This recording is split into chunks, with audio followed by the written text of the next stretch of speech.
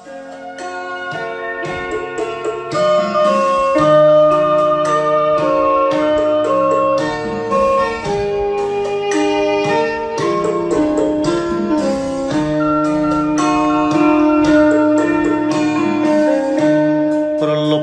ងាត់ឈឹងវត្តស្ទឹងផ្សារឈូក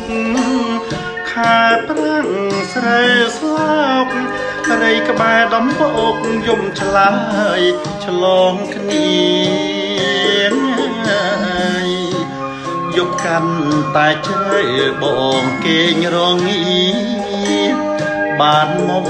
ឲ្យមួយពានា ដូចបានកាយាសង្សារដួងចិត្តតនន់ក្រាំងស្នាយនារីភ្នំធំផ្លូវក្រុងដូចព្រំ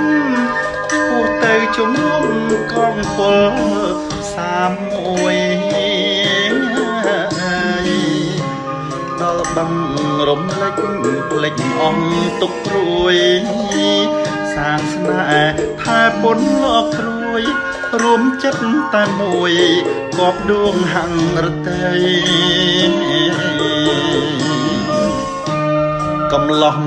ឈុកវាបសាសនាអ្នកឈូកសន្និវិនបកបោករណគុណត្រៃលោក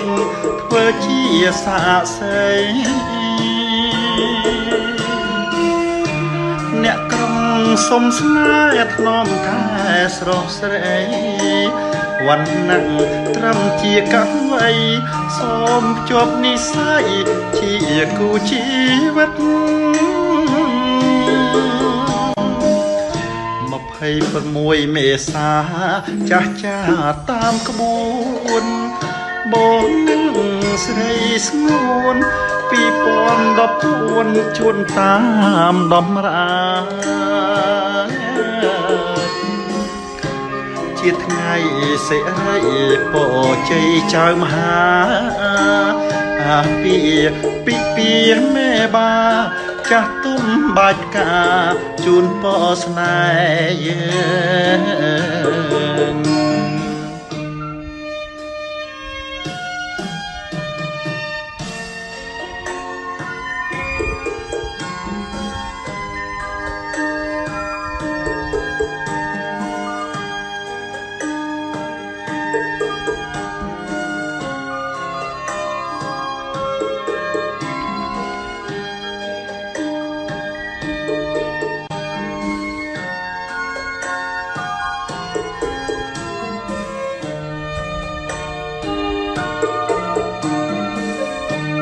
កំឡោះឈុកវាបសាសនាអ្នកជូកសន្និវិនបោះបោករណគុណត្រៃលោកធ្វើជាសាមស័យ